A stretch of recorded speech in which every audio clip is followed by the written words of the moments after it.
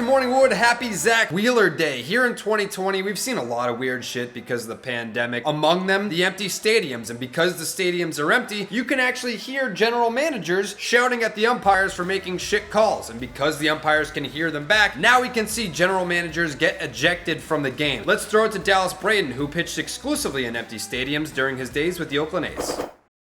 Well, saddle up, folks. It's time for the Ump Show, starring Cowboy Joe West, who on Sunday ejected Washington Nationals general manager Mike Rizzo from the sweet seat. Third deck, posted like a thumbtack, barking about balls and strikes, and Cowboy Joe and the rest of the crew said, "We ain't got time for that. Mr. Rizzo, you gots to go now." And he went on later to drop this dandy of a quote: "I wouldn't take that from a player. I wouldn't take that from a manager. If it was Donald Trump, I'd eject him too, but I'd still vote for him." And for all my anglers and Angels fans out there, Saturday was a pretty special day as we watched a trout pass a salmon on his way to the record books. Mike Trout becoming the Angels' all-time home run leader, passing Tim Salmon when he hit his 300th home run against the Houston Astros. Here's to 300 plus more in the chase and the pursuit of the all-time GOAT.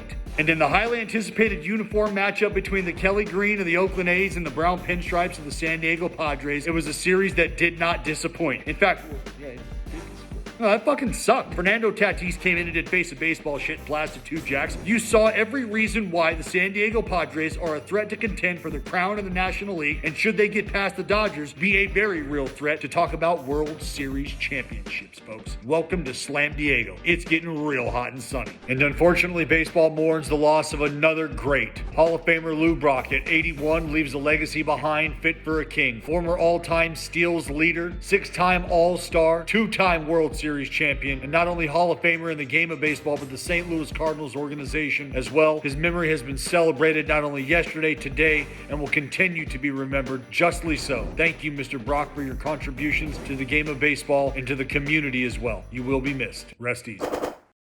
You guessed it, another terrible weekend for the New York Yankees. They lose 3 of 4 to the Baltimore Orioles. 3 of 4 to the fucking Orioles, who are now just 2 games back of them for 3rd place in the AL East. The Yankees aren't even in 2nd anymore. That's the Toronto Blue Jays spot now. Gerrit Cole lost his 3rd straight start on Saturday. Ideally, you pay your ace that much money. He doesn't lose 3 starts in a row. Never mind. Lose 1 to the Orioles. Clark Schmidt made his Major League debut. Long awaited. Aaron Boone fucked that one up. Didn't put him as a starter. Put him in a high leverage situation as a reliever. He's never done that before in his career. What are you thinking, man? Of course it didn't go well. Gary Sanchez, he struck out 48 times in 100 at-bats this season. That is an impossible stat that seems made up, but it's very true. Things are very bad. I'm getting sadder by the minute and wish the season didn't start.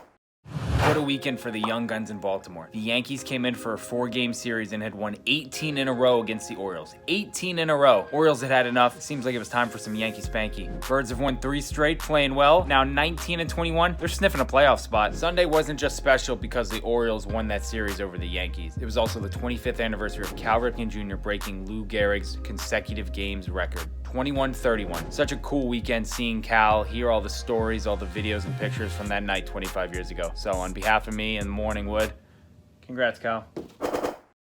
Gotta give a shout out to the Cleveland Indians on Saturday. If they wanted their victory against the Brew Crew, they had to go through Josh Hader to do it. Hader came into that appearance, 0 hits in 11 2/3 innings for the entire fucking season. What'd they do? Double, wild pitch, walk-off base knock, Tribe wins. They're a half game back in the AL Central of the first place Chicago White Sox. That's a red hot team. We got ourselves a battle for the AL Central.